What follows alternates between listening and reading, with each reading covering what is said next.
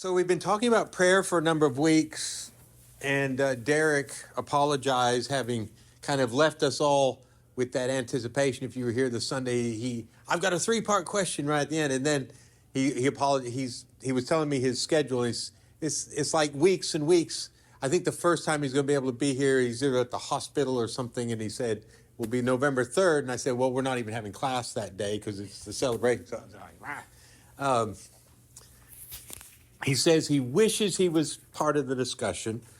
But I wanted us to think in terms of last week, we were looking, so back up a little bit.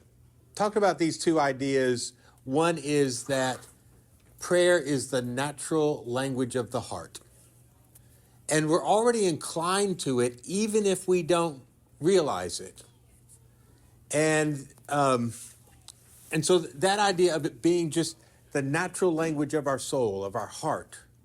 And sometimes we can get the overcomplicated idea that prayer is difficult and I have to figure out how to do it. And it really is what is within us if we can learn just how to not get in the way of it. I think it comes out more naturally. So we talked about that idea. And last week, we looked at the Lord's Prayer, and we looked at it in terms of noticing how really each part of it was already a concern that a Jewish person of Jesus' day would already have. In other words, Jesus wasn't introducing subjects that were not already on the minds and in the hearts of the people.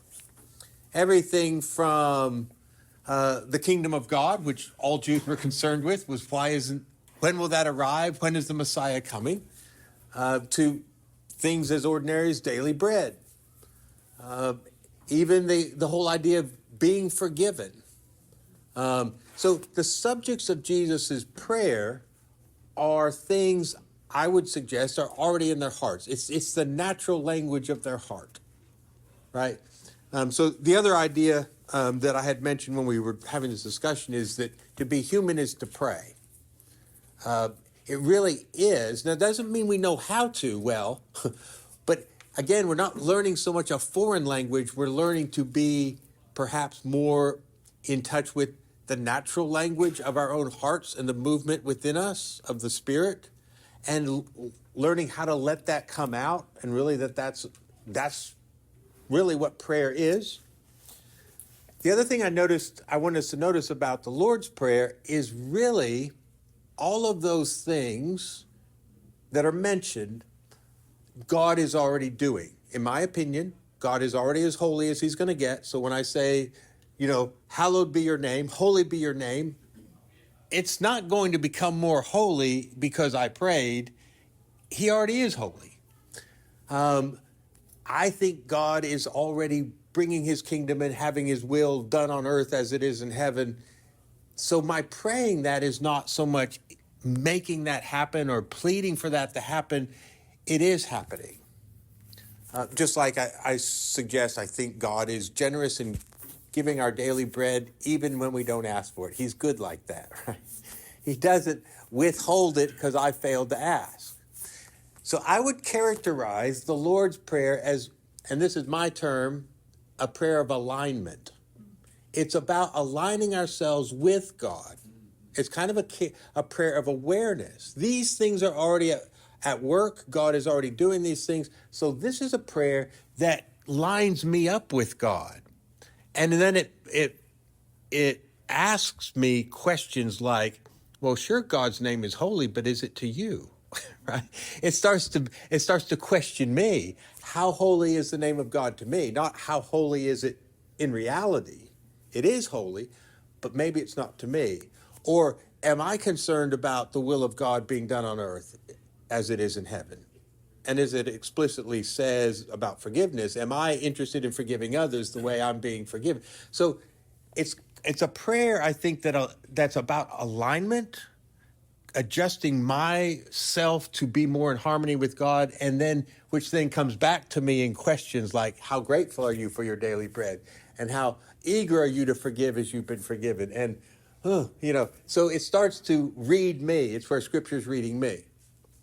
But that's what we talked about last week. But that doesn't mean that all prayer is like that all prayer is mere alignment. So I want us to think about and talk about what, again, we might call a wish prayer, where you're praying for something you wish for. That's not a given. Like, again, I think if I say, God, may your kingdom come, I think that's a given. He's going to do that whether Greg's on board or not, right? Or whether I ask or not. But then there are things that are not like that. And so those prayers are not prayers of alignment, aligning me to God. They're prayers where I'm actually petitioning God for something to happen. And I thought we would start with, can we think of Jesus asking or praying those kinds of prayers? Because obviously Jesus is our model. So when do we find Jesus asking for something? Let this cup pass from me. Okay. Yeah, that was the first one I thought of as well. That's Jesus is asking his own wishes, and maybe we could say, and he's not really sure whether that can line up with God's or not, but he's asking. Yeah, if this can line up, I would like this to line up some other way, right? Can you think of maybe any other instances?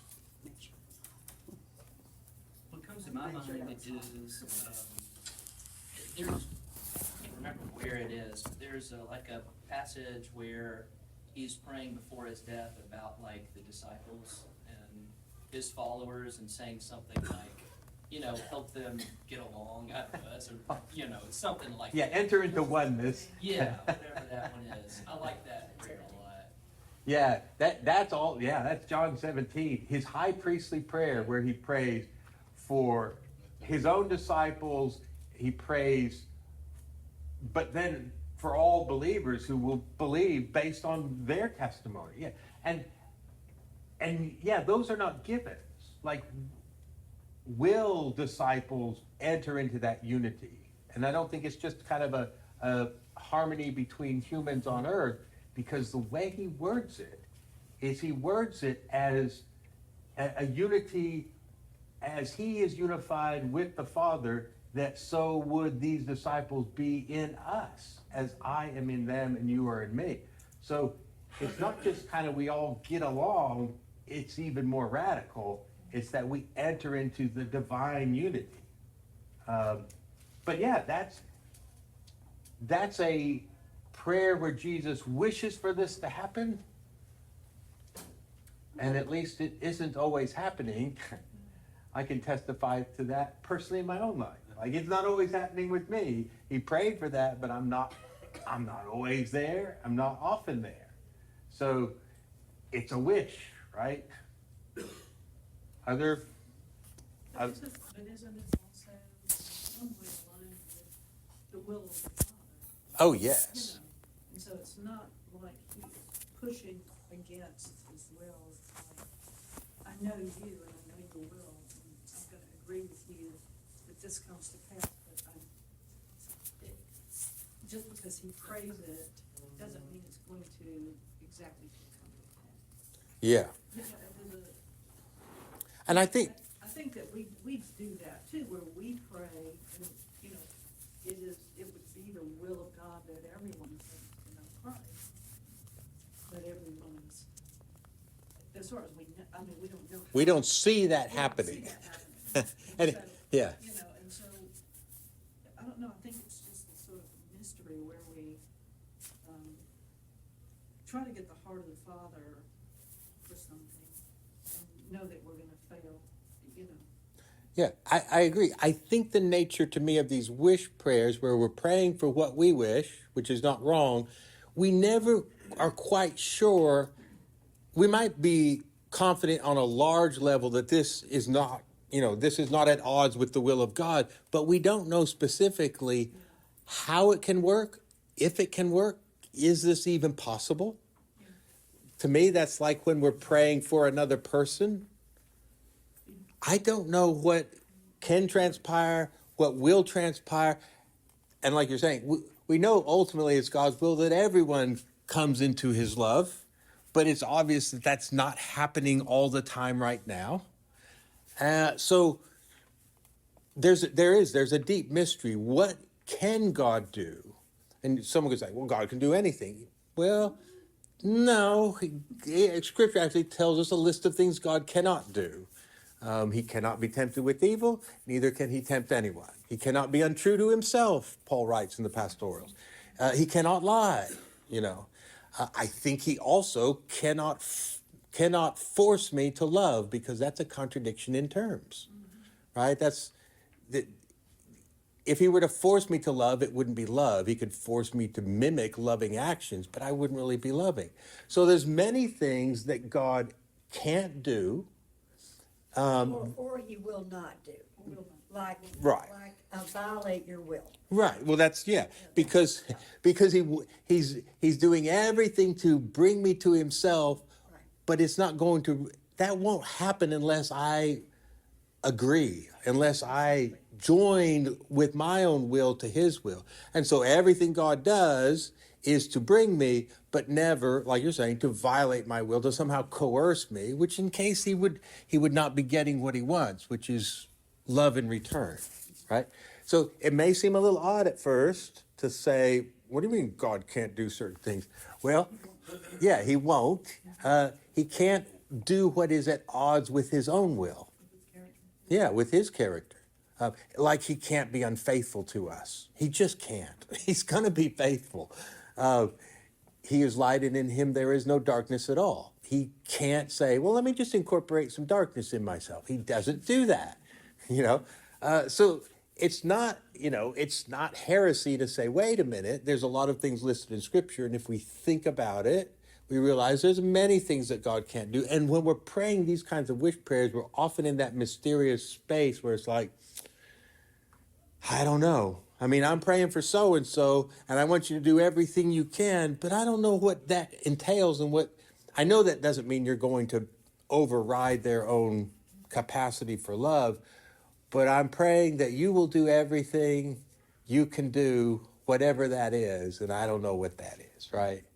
Also too, like, everybody's gonna die sometime. So your prayer for somebody to get better someday isn't gonna work. Yeah. At least as far as we know. Right. So I do think, though, when we pray these things, I guess there's a benefit to the person praying. Yeah. There's an anxiety we're expressing, and we're kind of turning it over to God simultaneously as we express that. Yeah.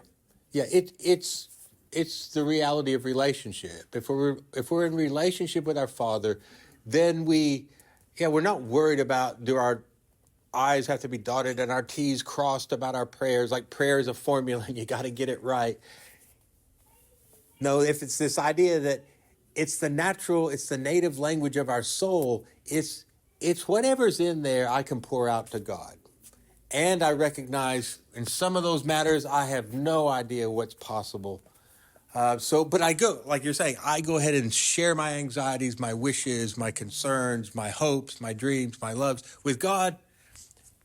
And at that point, I'm kind of having to say, it's in your hands. I trust you.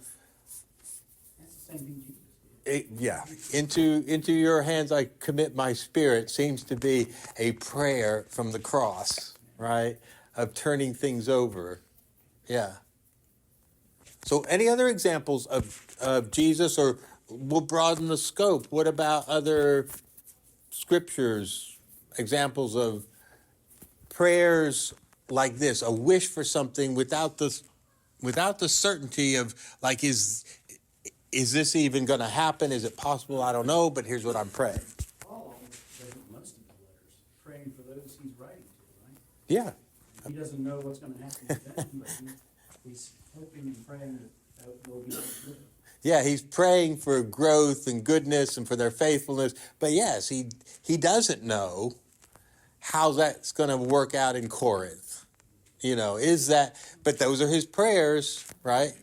Yeah, so basically the opening prayer of almost any of his letters would be that sort of prayer, a wish. Yes. Prayer to me is affirming in some ways. When I have a long prayer list of people that I pray for every day, and I pray for them for wisdom, peace, healing, and God's will.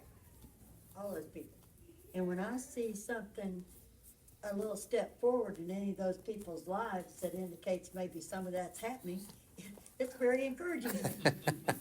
You know, and some of them have died, you know, and it's just time for them to go. I can accept that because whatever.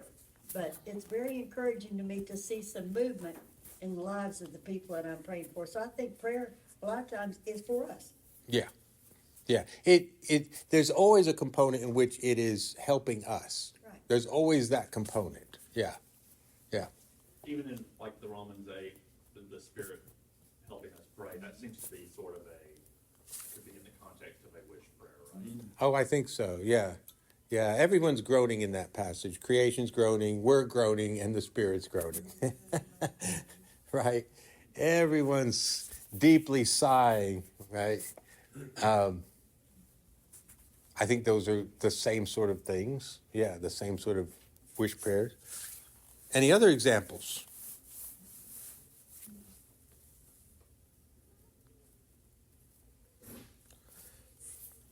I think about, what about Paul's prayer to remove the thorn in his flesh? He prayed it 3 times, and then he seemed to sense the answer was, no, I'm going to increase grace rather than remove the thorn. And so at that point, however that came to him, he realized, okay, I just have to accept, right? I just have to accept this is the situation, and I will receive the strength and mercy I need to cope with it, but it's not going away. But his wish was for it to be removed. And what he's admitting was, what I didn't know was it wouldn't be, right? Of course, he's telling us about it after the fact, when he came to realize this isn't going to change. I have to accept it. So that's an example, right? I think too, you know, like he would tell the group of church that he's planning to come to them, and no doubt he was praying about it, and then the Spirit would direct him in a totally different way. And so the wish was, I want to conceive, but God is directing me differently. Yeah. So, yeah, there's prayers, again, and we just don't know what's going to happen. We don't know what can happen. But we see people lifting up these prayers and entrusting them to God and then having to adjust with whatever is the situation that they're presented with. I think of another prayer of his in Colossians 4. I'll just read you a couple verses. Devote yourselves to prayer, keeping alert in it with an attitude of thanksgiving, praying at the same time for us as well, that God will open to us a door for the word, so that we may speak forth the mystery of Christ, for which I have also been imprisoned. I think it's not like it's a foregone conclusion. The door will open, right? The metaphorical door. Right? It's not a foregone conclusion. I think he's saying, I'm praying for this opportunity. Join me in praying for this. But kind of like with the travel, sometimes they wanted to go and they couldn't. He doesn't know whether this will present itself, an opportunity, what he's calling an open door to speak the gospel. So that's the kind of prayer. It's a wish, but we commit it to God. I don't like the idea of calling it a wish. Oh, I like the idea of calling it a desire that lines up to the general will of God for things. And it would be God's will that Paul had open doors. But, you know, he's aligning himself with that general prayer that God would want that. But he's also keeping an open hand, you know, he's giving it, and he's saying, I am depending on him to open it. I'm not gonna force them open. right. And so it's, does that make sense? Yeah. Yeah. How would you know that something like that was God's will or not, though? Well, How would you I know? would say it's the general will that all people know about, it's the general will, that all experience, it's the general will that we get along. And as he said in 117, and so there's a general will that we act wisely, that we, notice and worship him for his creation. And so, if you just come, they're just general things that he would have us do, pray for one another, loving one another, being kind. So, those are in accordance with his general will, but I can't, if I pray for you to be kind, that's all I'm, I can't make you kind. The Holy Spirit is gonna have to come and direct your heart and mind, but it's, I don't call it a wish, but I call it, that in some way our hearts are aligning with God's general desire. Maybe it falls more into the wish category when it's not in that general revelation. Yeah, Like my team beat your team, or Right. my cause beat your cause. like Tom Sawyer praying for, Yeah, and and the other, to Jeff's point is, my understanding of what even the general will of God is, hopefully, is evolving over time. So, that's why you do this. yeah. So a long time ago, I might have been very confident. Well, I was praying that everyone join our denomination, which I thought was the will of God, and sincerely so, right? But now I realize, no, that was such a small understanding of what God's will is about. So yeah, we have the problem of it. It certainly appears to me to line up with the will of God. Hopefully, we're all doing that better with a grander sense of the will of God. But I still could find myself mistaken on some point, in which case, hopefully, Will be done. yeah, my grace will reveal to me later that, that was a little kind of a narrow slice of what God really wants. You were just very focused here, and it was bigger than that.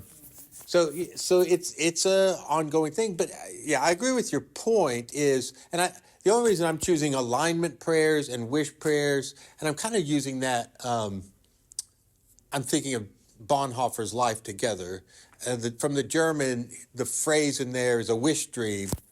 And he warns against trying to bring about your wish dream because, he says, you'll end up despising the community, despising yourself, and ultimately upset with God. As you try and force your dream into this is my dream. And of course, then you get upset with the congregation because they won't do it with you. And then you get upset with yourself. I've failed. And then finally you'll get upset with God. Why didn't you bring it about?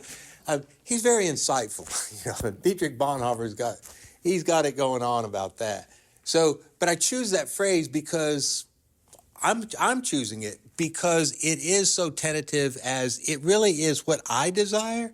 And sometimes I don't know how well that comports with, The ultimate will. the ultimate what God's about in the world, because I know how wrong I've been about that, right? But I hope I'm, like a lot of the things you already articulated, I would have trouble arguing with kindness or love or a general unity of humanity and things like that. Well, yeah, we would all say those are good things. We got that. But there might be some Christians for whom that's not yet their understanding, Again, Jesus is the best example. Yeah. In the garden, Yeah. he said, now really, if we could do this, it looks like it's not gonna be so nice for me, but he ended up saying, your will be done. So it's okay to express, what our strong feelings are, but just to know that God knows best. Right. Because I love that, I guess it's in James where they talk about, Elisha prayed for 3 years, Yeah. that there wouldn't be any rain, and then he prayed for rain, and, so prayer for a righteous man does avail much, but that's the bottom line, we gotta say, but God, best. Yeah. Arguing with God rarely works. I Yeah. tried it, and it doesn't, it rarely works. What were you gonna say, Daryl? Not meaning to get us off track. You can't do that. I don't think you can do that. I might be here, but I've heard so many now, I am not being critical. Right. There's so much I can learn from others who have almost thought of prayer as almost like a magic spell. That I decree it and it will happen. I can Oh, tell wow. that you are I going know. to be healed. And I've often Vending found that troubling. Yeah. And, but I don't know, on the other hand, I've been on the other side where I frankly just felt like, well, God's gonna do what he wants, and what's the use of me even praying? And I told you about my experience of our 30 years feeling that way. And so I think it's somewhere in the middle, but I do think your understanding of it can be very distorted from what I think the reality of what prayer is to us and God. Okay, I'm gonna say, I mean, I know I'm talking a lot here, but, and I apologize for that right off, but, We like hearing from you. thank you, being a cancer nurse taught me so much about that. And early in my career, when I saw people who, it was healing or nothing, you know, with the young patient of mine who was in her twenties with leukemia, and she didn't live, you know, and that family had such a hard time when she was not healed. Yeah. You know, and it's just, I know they were righteous people and they meant well, but they were just destroyed like, God, this is how it is or else. And they were so destroyed when she died. And that was a little prayer lesson to me about God's will. Yeah. Yeah. And you've only got about 13 minutes to tell us how it all works. Well, we've been doing this for several weeks, and obviously I'm not wrapping it up how it all works.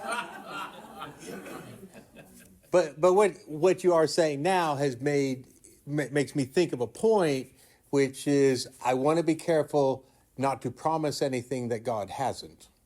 True. Yeah. You know, because you can create disbelief so quickly in someone else by giving them confidence. God will do what you don't know if God's going to do that, and then when it doesn't happen, they experience a real crisis of faith. They just, you know, and I'm sympathetic with that, right? Because we're all vulnerable to that. So I always want to be careful not to promise anyone else what God's going to do. Now, unless it's something like love us. Well, I'm pretty confident I'm going to, you know, I can say with great assurance, God loves you and will continue to love you no matter what. Now, how will that love manifest itself? Will that mean this happens? No, I'm not going there because I don't want to give anyone false expectations. I've had them myself, right? We've all had those situations where you've prayed, you've hoped, and it was good, and the good didn't happen. And no one's going to say, well, it wasn't good. No, that was good, and the good did not happen. So knowing all of that, yeah, we have to be careful. Yeah. Well, a long time ago, I heard someone say, we all want to learn the prayer that can move mountains. No, none of us want to learn the prayer, but your will be done. Right? Yeah, give me that formula. How do you pull up that mulberry tree and have it, you know, how can I move that mountain and cast into the sea? I want the prayer of power. I don't want the prayer of submission. Your will, not mine. So we find ourselves in that struggle. You know, it reminds me of that little illustration that Bob Jackson did years ago about, The Chinese story, yeah. the story, this guy, found a horse, fell off the horse, broke his leg. Yeah, everything, is it good, is it bad? And as events unfold, what seemed to be bad then maybe was good, but then maybe it was bad. Yeah, the uncertainty of a particular event, is this necessarily a good event or a bad event? Sometimes there's a lot we don't know. So the mystery of it all has to, we're living in the midst of a mystery of a God we're confident loves us and will bring us to himself. I don't know what that's going to look like in the short term. Well, the other ditch that you fall into is you don't want to just set up this binary, my wish prayer versus God's will. Because just to say that something didn't happen didn't mean it was not God's ultimate wish, right? Right. I mean, which should even give us more humility. Yeah. And the troubling thing is that he often works through suffering, Yeah. you know, and so you don't wanna take away somebody's suffering if God is planning to use it. No, that's right. There's not really I don't think there's a bad prayer. I don't know. I'm with you. There's not a bad prayer. You can say it all. Yeah. No, that's kind of what I'm saying is it's not a formula. You can pour out whatever's in there in your heart. Lord, this is what I want to happen. He will not, chastise us for, well, you didn't pray and it wasn't really he's not going to chastise us for that any more than if my granddaughter says something and it's utterly impossible or ridiculous. I adore it anyway. It's lovely, I mean, she can't say something bad, right? Because it's about the relationship. So totally with Carol. We can't pray bad prayers because whatever is in our hearts, we can pour that out to God. Then we don't know. It's helpful if we realize, but we don't know. It's not a formula. It's not a magic spell kind of, if I say this mantra, then that will happen. That's not how the world works. And there's a lot I don't know, but the relationship's what is nurtured through prayer. The relationship with God. Yeah, Jeff? I feel like part of what we're talking about, in my experience, I've been a member of Al-Anon for 15 years, right? And Al-Anon is a place where people go where they have, a problem drinker in their life, right? Like some people grew up with alcoholism, some people have a child that is an alcoholic, some people have a sibling, right? And so this comes up a lot because people have been praying for their, qualifier to stop drinking. That seems like a good prayer, and it is not working, right? Right. And so what you learn or what I hear from these very wise people that are, much older and wiser than I am is there's this huge difference in control and acceptance. That's the world. You can, but my desires are good, but you're trying to control it. There's this tends to be, I know it's true for me, there's this idea in my head of what I want things to look like, and I think that is good. I do, I think that's good, but that's not reality. That's not what's right here, right? Yes. I kind of want it, if I'm being honest, which is a little embarrassing, but I kind of want to make a happy family because I didn't have one growing up. Yeah. Right? And so I think that's a good thing. But then I'll go around trying to force it. And I'm making everybody's life miserable, including myself. And it ain't working. Yeah. I Yeah. don't know what God's will is, man. Yeah. No, that rings very true. Yeah, we can end up doing things that actually sabotage the good we're hoping comes about as we try and force it. Yeah. The saying, I will become okay with everything, everything will be okay when I'm okay with everything. And that part of that is just the reality, the existential reality. What is actually happening? Can I be okay with that? Because that's what I'm dealing with. I can wish it be different all I want, and there's nothing wrong with praying for it to change. But right now, this is where it is.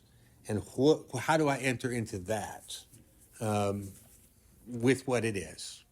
In some way, I have to accept this is what I'm dealing with, and then seek how God can give me the grace for the thorn of the situation not being what I want it to be. I always did that. I realized in my life, I was always looking for the smooth water. I don't know why I had this idea of it was a water metaphor, but it was always choppy, it was always waves and storms. But I always was thinking, when the kids just get here, it'll all be smooth. And what you realize, it never comes. It's just a new kind of choppiness. And so at some point, I have to just realize, you know what? I was wishing for life that does not exist, right? Where everything's calm, everything's smooth, there's no new challenges. There's always new challenges, right?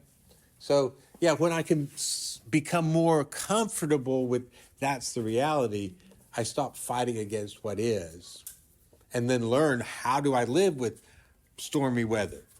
Sometimes it's more stormy, sometimes it's less, but it's never been absent of storms.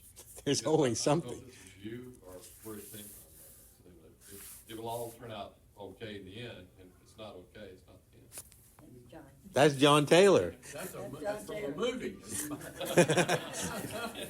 I got my theology from a movie. So is a good wish prayer, to Jeff's point, is a good wish prayer, because if we can emulate the character of God in a wish prayer, because we can wish for loving things in loving ways. But once we wish for that, it's not control it, but give it up.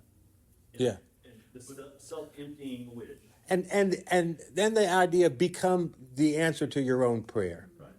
You know, it's easy for me to pray for everyone else to change and just be trying to get them to change. And what am I doing? You know, am I doing that? Right? So I want to pray for the world to be, we want all this animosity to disappear out of the world. Okay, but am I contributing to it? Or am I being a voice of peace and reconciliation and harmony? Because if I'm praying for, I wish all this would, settle down in our country, but then I'm harping on it, I'm part of the problem I'm praying against. Why don't I become part of the solution? It's like I just need to say, okay, I'm not going to get agitated about all that.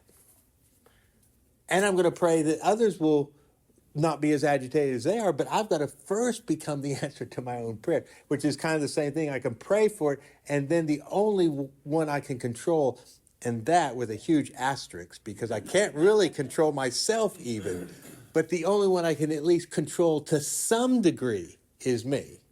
But I can't even control myself, because I've been trying that for years, and that I have not succeeded in that respect. Yeah, I can make myself do a few things, but there's many things I've tried to, I wish I could be different, and I still can't be different. Well, when I was in nurse practitioner school and I started, the first lecture was how to make people quit smoking. And I raised my hand in front of 150 people. I'm not embarrassed. I said, I can't even make myself behave half the time. How do I think I can make anybody else do anything? I can. Yeah. I mean, you can present facts to them, you can give them support, but you can't make anybody else do anything. That was, Yeah. And when we realize we can't really, I often have the information and the support, and I still can't even do it for me, right? So how do I think I can do it for others? So, yeah. Okay, back to Carol's point, pray everything. It's all okay. You can never, and Carol, you also had your hand up. That's what I was gonna say. I just Yeah. feel like pray all the things, even if you might be doing it wrong, because you will. It's not going to work anyway. and so you're going to learn. Like that's how we grow. Like we make the mistakes, and then we say, this isn't working. What needs to change? And we open the door for growth and increasing faith, or increasing patience, or realizing that we're the problem, that we're the ones that need to change something. Or, sometimes things happen and I don't know, I've had lots of experiences with prayer and, specific prayers and general prayers, and, when the only time I've been in trouble is when I thought I was doing it right. And so, I feel like just praying is really the only thing to do, and not being all hung up on whether or not I am saying the right words. Right. Because then it's about me, and it's not them. Yeah. Well, thank you. A lot of good thoughts. And again, we're not going to wrap it up. The point is we're just hopefully in discussing it, trying to urge us to pray, to have that relational connection with God. I like the idea of anything I want to pray, I cannot go wrong in praying for it. I can go wrong in thinking now it has to happen. That's where I go wrong. But I don't go wrong in praying for everything and anything. Because that's a good thing. All right, well, we're going to have a fellowship meal. I hope you can stay and eat with us. If you can, please do.